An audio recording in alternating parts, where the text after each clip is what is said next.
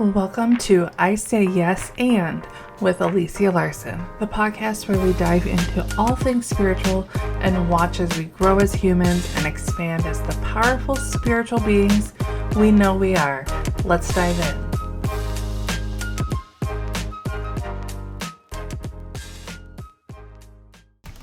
Well, welcome back. Today we are talking about heartache.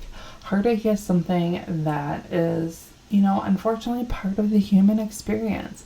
Heartache happens in so many forms.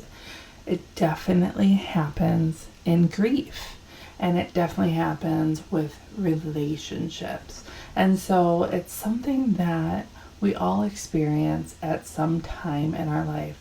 And through the years, I've noticed that there are definitely different ways that people process their heartache. One of the main common things that I've noticed is that so often people need validation for why they're feeling how they're feeling.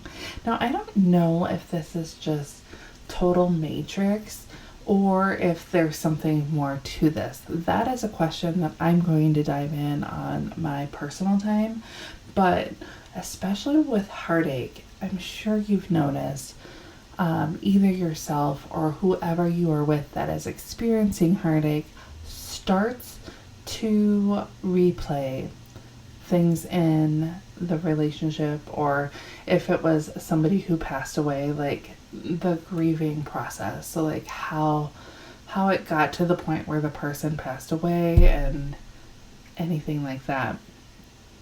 And it's almost like they need this validation that they're allowed to be heartbroken in this moment, instead of just being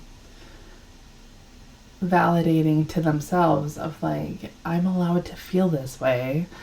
We share and we talk to other people as a way to get validation that it's okay that we feel this way, which is really interesting that we're asking permission basically of somebody else to tell us if we are in the right or in the wrong. And I mean, let's admit it, God forbid anybody say you shouldn't be feeling this way.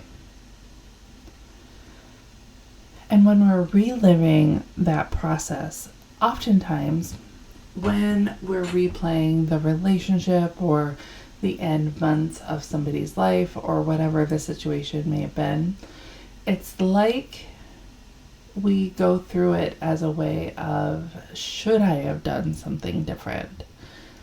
When my mother passed, I went through this a lot. Like, maybe I should have put more pressure on the doctors. Maybe I didn't advocate for her care enough. Maybe when she first told me that they found a fatty mass, but they weren't worried about it, maybe I should have insisted right then and there that they do more testing. And here's the thing with that. Creating these different scenarios of what would happen if you had actually is opening you up to a cycle of pain. And the cycle of pain is a difficult thing to end, because you're needing the validation. Most likely, you're probably getting the validation. And if somebody else isn't giving you the validation, you're so empowered with the need for validation that you're validating yourself.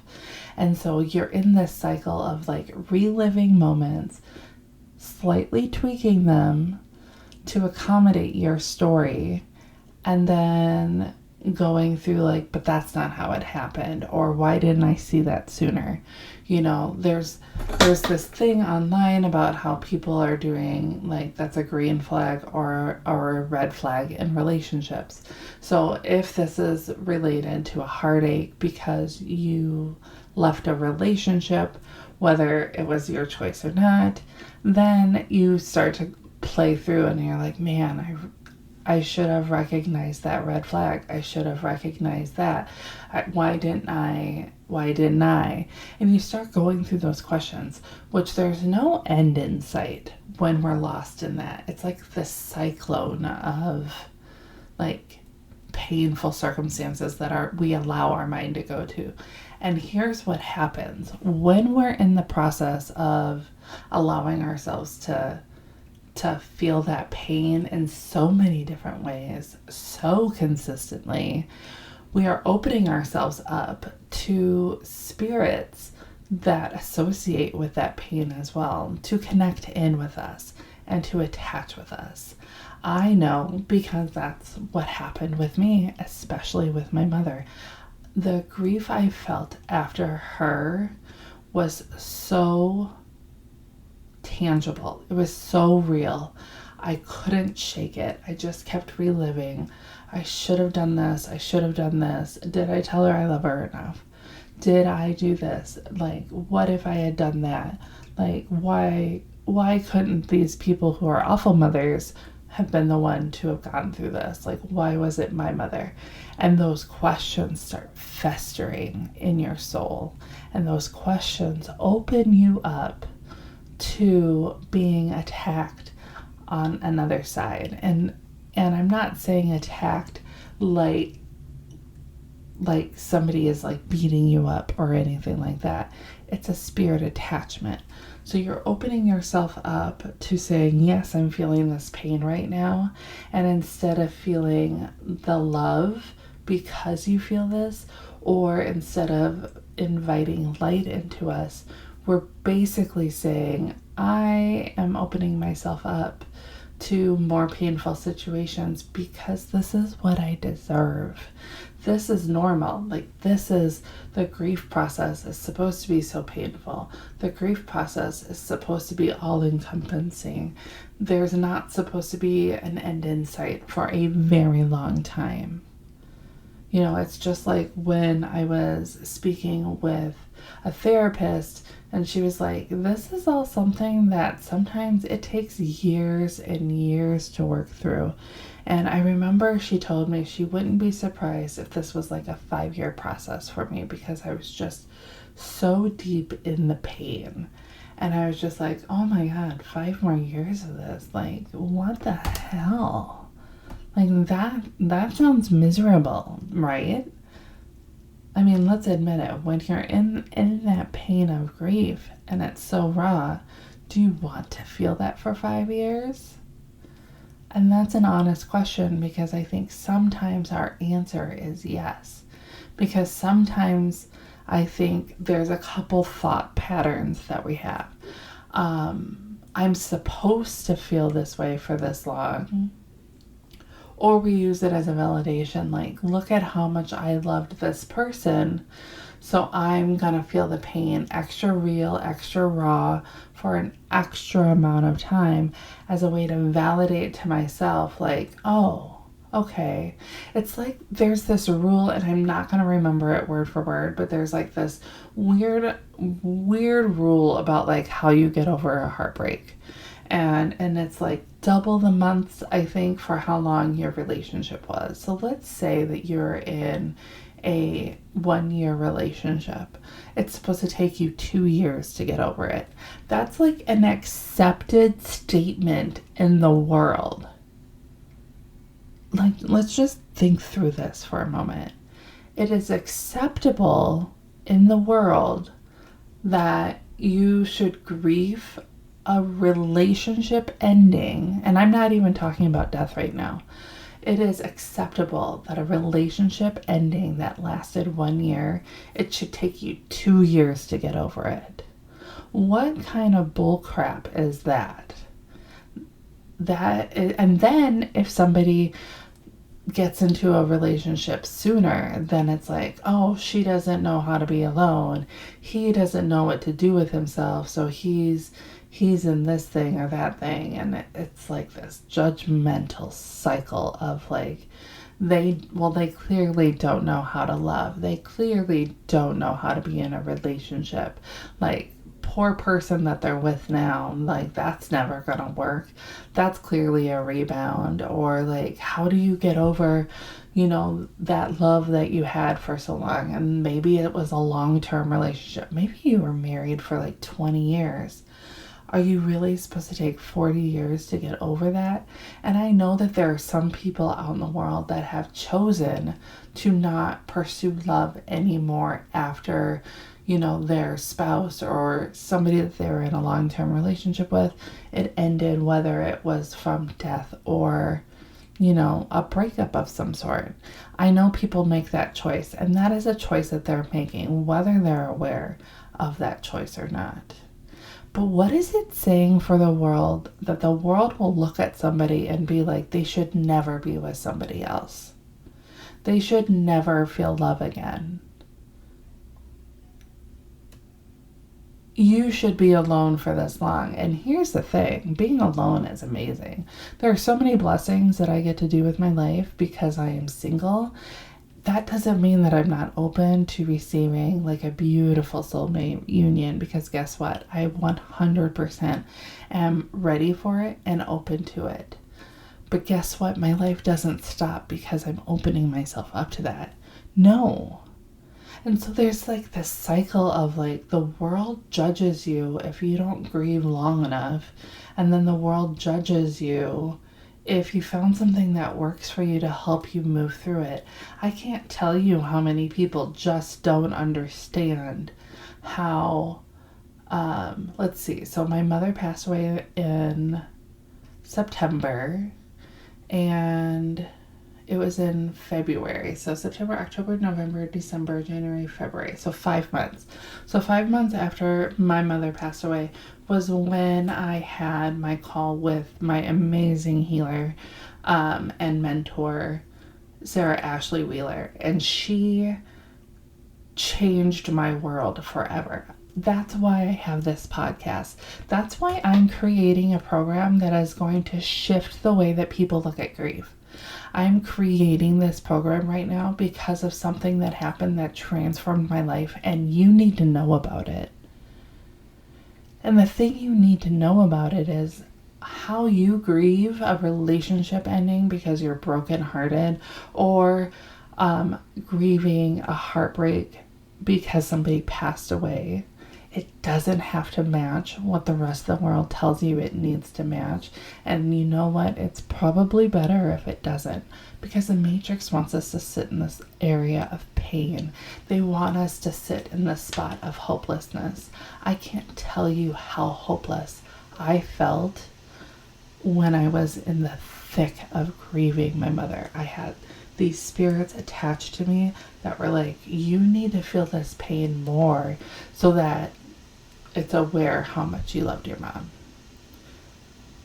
And here's the thing, like the beautiful realization that I had with shifting that energy and sending that spirit home to the light is that it doesn't mean I don't miss my mother.